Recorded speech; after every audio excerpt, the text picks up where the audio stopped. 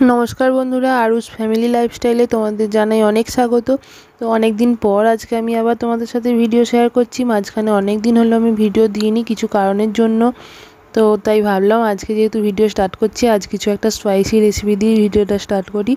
तो ताई करेछि, देखतेई पाচ্ছ खुबই চেনা একটা রেসিপি আজকে, সেটা হচ্ছে কলাইশুঁটির কচুরি সঙ্গে আলুর দম।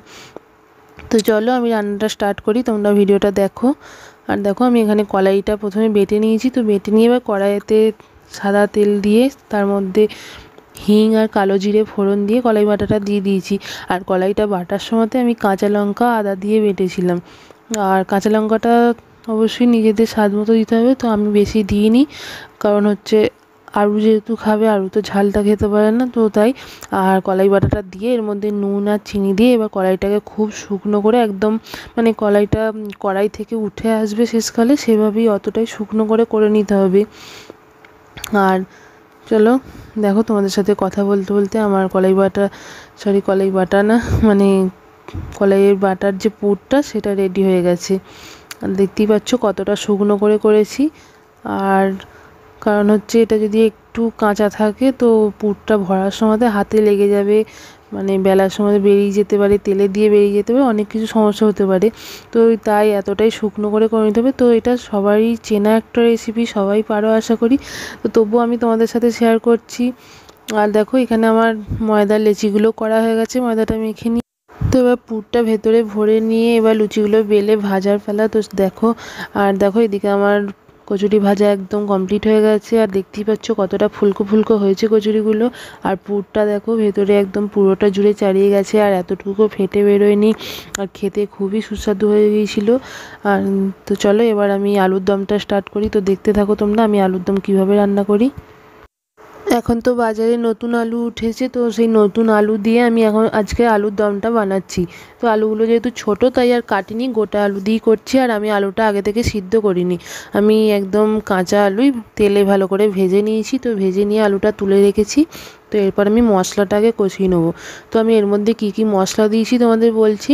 তো এখানে আমি একটা মাঝারি সাইজের পেঁয়াজ দিয়েছি, আর 5-6 কোয়া রসুন দিয়েছি, 1 ইঞ্চির মতো আদা দিয়েছি, 2টো কাঁচা লঙ্কা দিয়েছি, একটা শুকনো লঙ্কা দিয়েছি, 5-6টা কাজু দিয়েছি, 2টো আমন্ড 2টো না 4টে আমন্ড দিয়েছি, আর 5-6টা কিশমিশ দিয়েছি, আর 2টো টমেটো দিয়েছি। তো দিয়ে একটা পেস্ট বানিয়ে নিয়েছি। আর কড়াইয়ের মধ্যে পেস্টটা দিয়ে তারপরে আমি ধনে গুঁড়ো, জিরে গুঁড়ো, আর হলুদ, নুন, অল্প একটু চিনি এসব দিয়ে মশলাটা কষাচ্ছি। আর দেখো মশলাটা কিছুটা কষানোর পরে মানে কিছুটা তেল ছাড়ার পরে আমি মটরশুঁটিটা দিয়েছি। তো মটরশুঁটিটা আমি আগে থেকে দিইনি, কারণ আগে থেকে দিলে মানে মটরশুঁটিটা কীরকম একটা চিমসে যায়, খেতে ভালো লাগে না অতটা। আর এখন এই টাইমে মটরশুঁটিটা দিলে মটরশুঁটিটা একটা ফ্রেশ থাকে, সেটা খেতে ভালো লাগে। তো দেখো এখানে তারপর আলুগুলোও দিয়ে দিয়েছি আমি। তো আলুগুলো দিয়ে আমার আলুর দম একদম রেডি হয়ে গেছে। আর উপর থেকে আমি ধনেপাতা কুচি আর গরম মশলা গুঁড়ো দিয়ে গ্যাসটা বন্ধ করেছিলাম।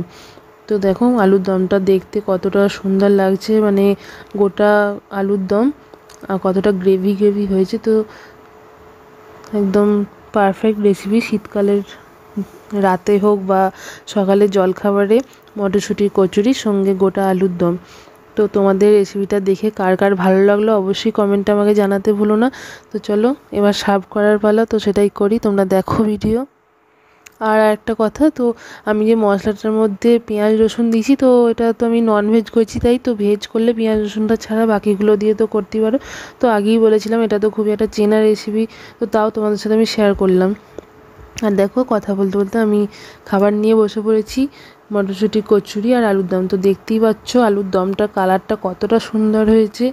আর তো চলো আজকের ভিডিওটা এই পর্যন্তই। তো তোমরা অবশ্যই কমেন্টে জানিও কেমন লাগলো আজকের ভিডিও। তো এবার থেকে আমি ভিডিওটা মানে রেগুলার দেওয়ার চেষ্টা করব। তো প্রথমেই বললাম যে অনেক দিন দিতে পারিনি। তো চলো আজকের মতো টাটা, সবাই ভালো।